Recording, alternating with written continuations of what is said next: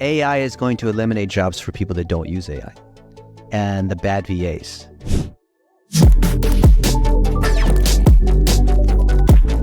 Morning with the great Dennis Yu, and we're going to chat a little bit about AI. And Dennis has been in Manila for a while, and I've had some great conversations with him on AI. I just want to pick his brain, and I told Dennis there's so many AI experts all of a sudden pop out of woodwork, and everybody an AI expert these days. And I asked Dennis several questions. Number one, will AI overtake copywriters? Will it mean their relationships are gone? Will it mean their content is no longer relevant? And I must say, not only has Dennis provided me with some great tools and insights, but his overarching philosophy, I think, is a reason why we're recording this podcast, because I really think what he has to share is very profound, and once he says it, it will click in your brain, and it just really provides a lot of context than all these AI experts out there. So Dennis, will AI take over the world and all of us are out of a job, and what is the future? So AI is going to eliminate jobs for people that don't use AI and the bad VAs, because you think about the arc of technology, like we talked about with the internet. Every time there was like Microsoft Office or another tool or the copy machine or any kind of, Gmail, whatever the latest marketing automation tools, did that eliminate jobs or create jobs? Create more jobs? It always creates more jobs. And so AI actually will create more jobs, but it's also eliminating all the people who suck at marketing and copywriting. Why? Because if you look at a lot of the things that VAs do, or a lot of the people who run agencies, but they just mail it in, but they don't actually have the real skill. You know that ChatGPT and all these other AI tools can do a better job at writing pages. Like we just talked to a lawyer an hour ago, and we saw that the content on her page, she's actually a great lawyer in Kansas City, but the AI can write better content than she can.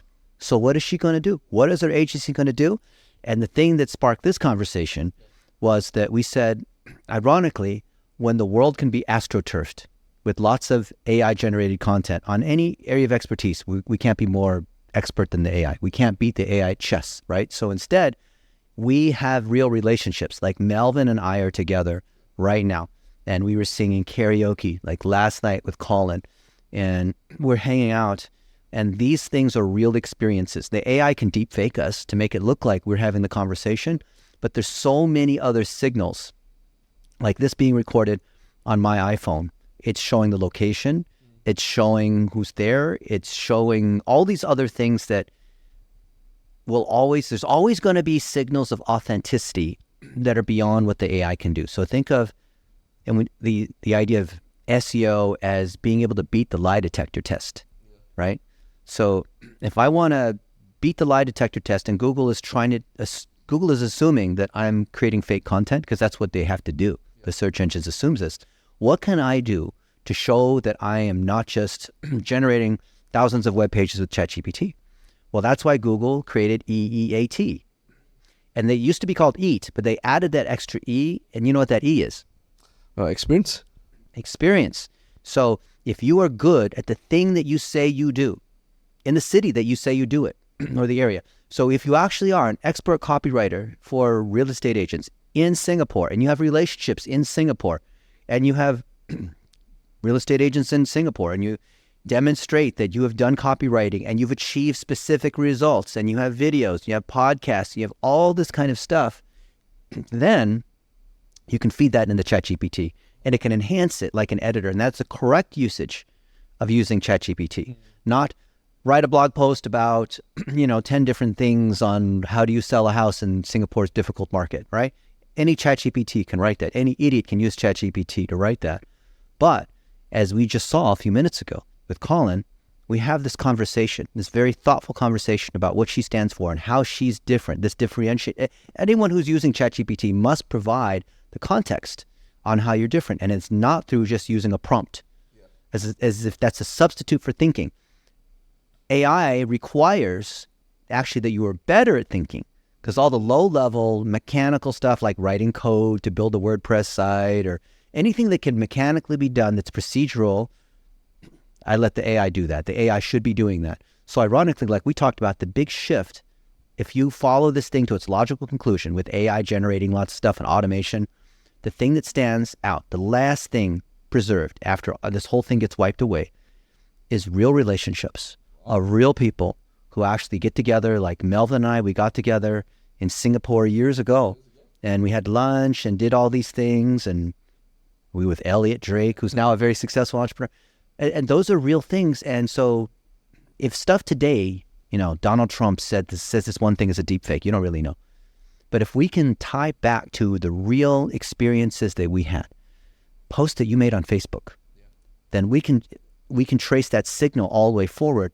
Is like almost like a blockchain of being able to show that we are authentically who we say you are. So these people who can trace back to their real experiences are the ones who are going to win in AI. It's the rich get richer, because those people will use the AI to generate even better content.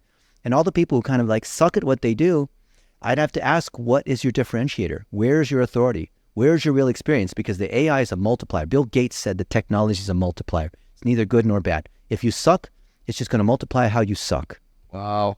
I just think like you mentioned a couple of things also, because it runs contrary to a lot of these so-called AI experts that we see these days, that pop out of the woodwork suddenly. And two things you mentioned, authenticity and relationships. Love for you to elaborate that, because one of the things I got from the quick conversation with you is the more AI, the more real is important. So the first key. And the second thing is, you spoke about just now the use of AI. A lot of people are just really lazy, and how AI is sold is you don't have to lift a finger, never need to work again. They just run the whole business for you. But I've seen the way you use AI, and you use it in integration with the human. So I think that's so important as a mindset, because the mindset that is so now is you don't have to do anything. You do zero, AI do 100%. So let's talk about both authenticity, relationships, and AI mindset. Yeah. So do you remember during COVID, the Peloton became this wildly popular machine? Everyone wanted to get one, right? Or maybe it was a Gym Flex, or whatever the latest like workout machine is. Yeah. So let's say you buy the latest workout machine, the Peloton. They have a treadmill, they have the bicycle, all these things, right? But you don't use it, and it sits there in your living room or your workout room. Yeah. Then it doesn't matter. So I look at all these different tools, and if you don't know how to use the thing, you have a compound bow, recurve bow, but you don't know how to use the thing, doesn't matter. So the end result, which is driving sales, driving results, winning in SEO, is dependent on the expertise that you have with the tool. It's not the tool. You and I, we want to be surgeons, and I'm using the most fancy scalpel. Let's say that whatever the scalpel company made, the brand new scalpel, it's even better than last year's scalpel, and you're still using last year's scalpel as a heart surgeon, but I'm using the latest scalpel.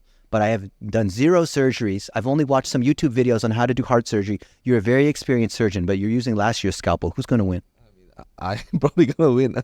So people keep obsessing about the tool. So you know what the mark of a fake guru is when it comes to AI? Is their emphasis on the tool, the emphasis on the latest thing that changed, because what matters is your expertise. Don't talk about how cool the tool is and the latest features and it has, whatever, gigabytes on it.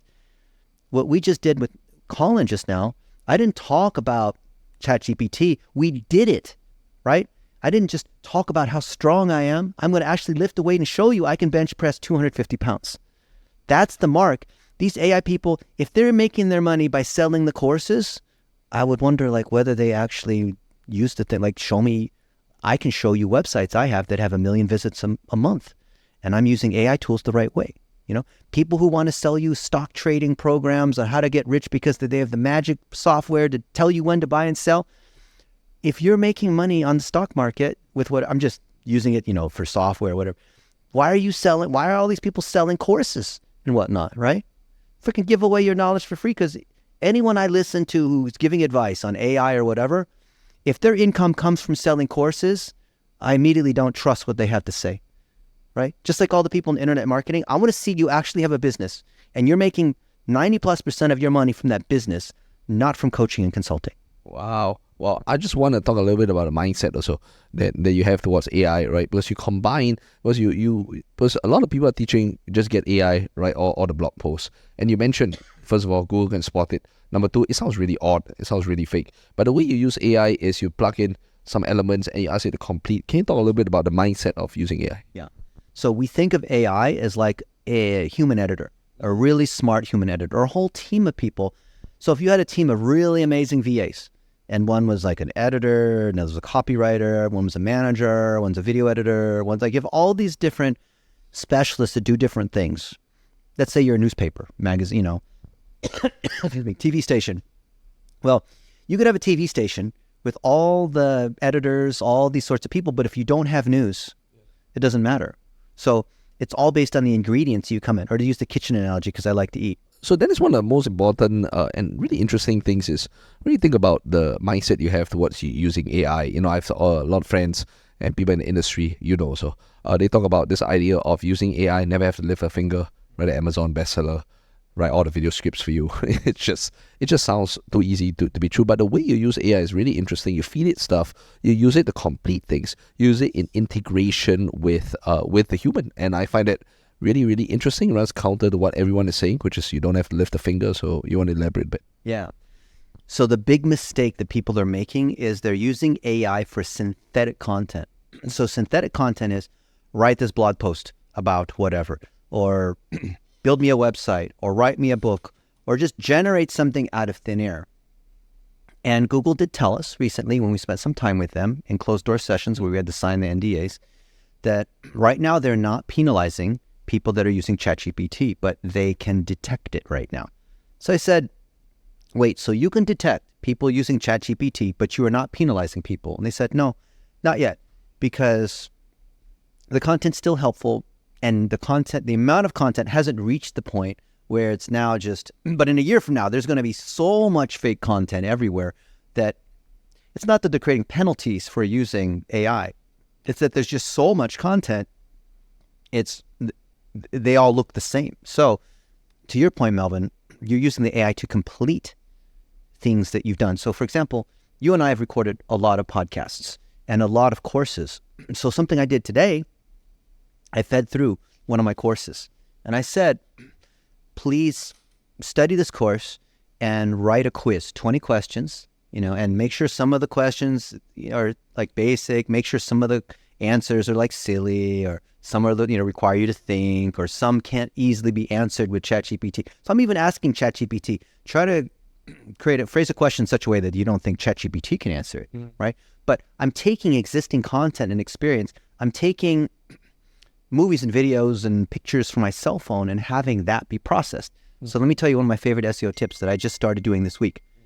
So on this cell phone, which is what this video is being recorded on, I've been using this cell phone intentionally for 10 plus years. Well, every year I like upgrade, so it always, goes to the new one. But I've been recording short little videos, just like when you and I were in Singapore having dinner, all of this. I've been intentionally recording this for the last 10 years, knowing that one day the AI would be able to go back to all the experiences of all the people that I've ever been with and be able to assemble stories and tell the stories in ways I would never be able to do. So if I do a search on my Google Photos for Mark Lack, it's going to show every place I've ever been with Mark Lack in the 10 years. And what we've done, I can do a picture on, barbecue pork in Singapore or salt and pepper crab. And it'll show me every place I've eaten salt and pepper crab.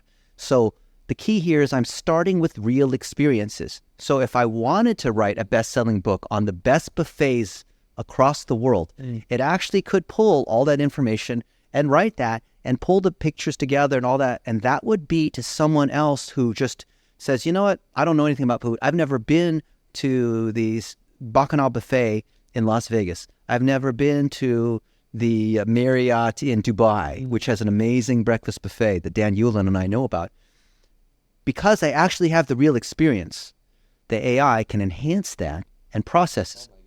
And that's a differentiator, because otherwise, if you start from no experience, then all the AIs are at the same level playing field. So how do you win?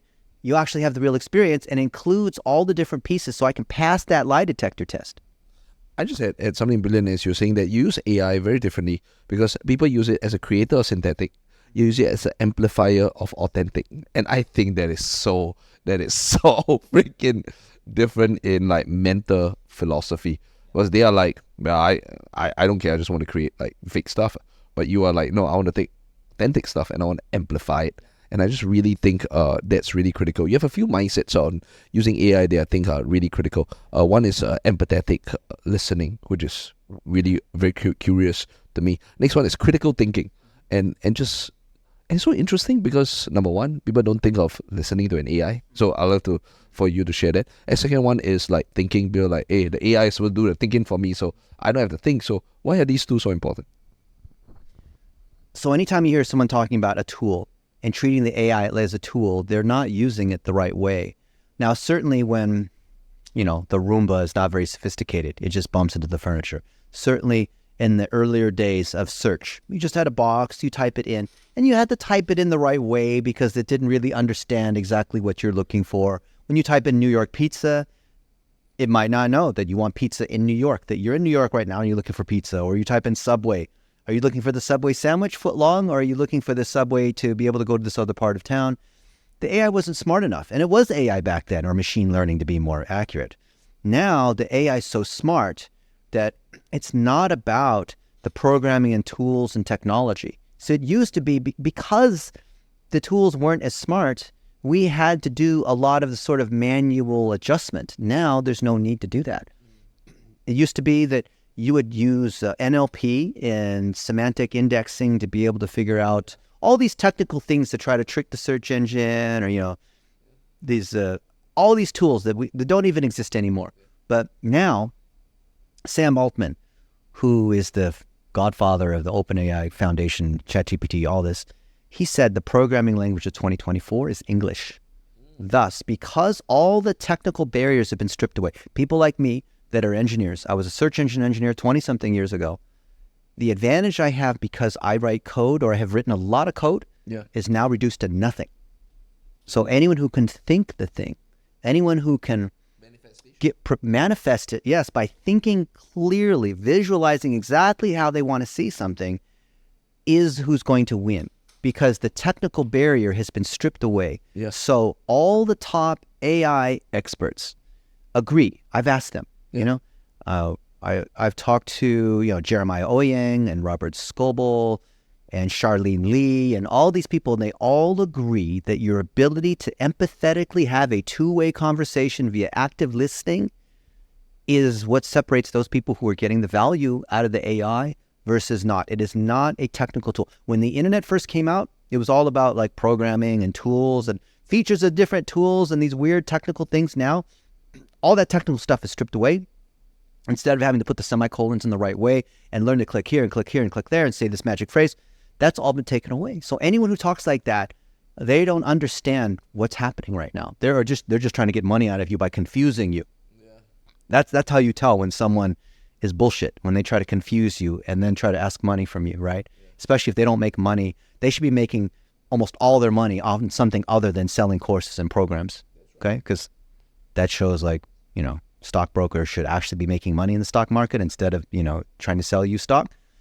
So I know that whoever has real experiences, whoever creates the real content, we agree, is ultimately going to win, because the AI is just able to do everything with the content, right? Yeah. And real content beats synthetic content because of the nature of the prompts and the context and all that. So whoever has the strongest, if you follow this logically, whoever has the strongest relationships and is able to think the mindset and imagine, not just like fake wishful thinking, but actually see with clarity where they want to go. Relationships and the clarity of the vision of where they want to go to manifest is who's going to win in the AI. And the creative people are going to win, not the programmers anymore. This winning in AI is not based on who has the most CPUs and the best programming skill, which actually is scaring most of Silicon Valley. Isn't that interesting? Yeah. I think my final question is, I'd love for you to come and share some of these, because it runs so counter to the narrative right now. Using AI, never have to lift a finger. And you're right, majority of these people are selling a pipe dream. It's like, it's a gold rush. We've seen that with NFTs, we've seen it with crypto. It all seems like, you don't have to do anything, can make a lot of money, but usually it's always the people pushing this agenda that make the most money. What are some of the skills, the mindsets, the tools, the tactics, and the core foundations that you would love to share with some people? Love to get you to Asia, share some of these things, with folks. So what are some areas that you would love to cover on? I think the foundation of who you are, what you stand for, is the key, as the necessary ingredient to put in the AI. Because then the AI will be able to, you don't have to worry about every day there's a new AI tool, because here's what the foundation is. It is your why. It is what you do, why you do it, who you do it with, the result that you achieve, provably. Not just like, I want to be a real estate millionaire. No, you've done it. What is the thing that you have done? Have you documented that? Have you interviewed these other people that have done the same thing from a podcast standpoint? Do you have relationships with other mentors who've achieved certain things to give you advice in certain areas?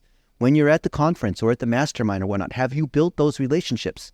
If you have built those relationships and you have achieved some kind of success that you want to do on a larger scale to be able to create more value, not because you're just trying to create more income, but you want to create more impact somehow, but you've done these things and organized it and the structure that we call the topic wheel, then you can come to an AI workshop.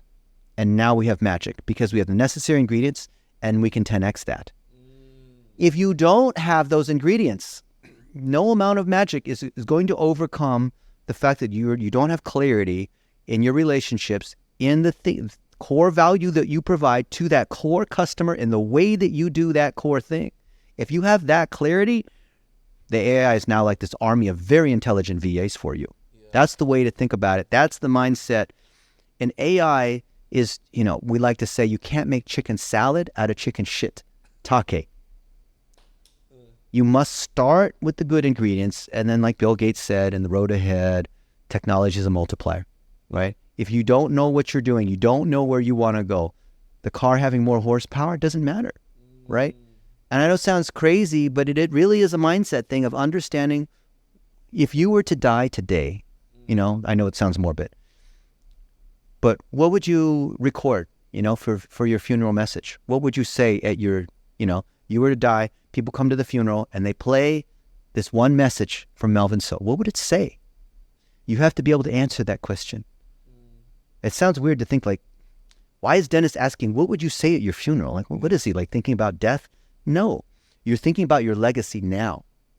And I learned this from my friend Caleb Williams, who is this expert financial advisor. He sells life insurance, but he is very smart when it comes to like figuring out your legacy and your why for people who are already very successful. If you go to YouTube and you search Caleb Williams, funeral words or something, he has a 5-minute video and he explains how to think about, because, you think about it, like, I'm so busy doing this, and I really thought about, like, if I ever die, how do people remember me? What do they say? What message do I want to give people? If you can answer that question, then you can tell ChatGPT what you want now and help achieve that thing that's in your head so it converts from a dream to a goal. Wow.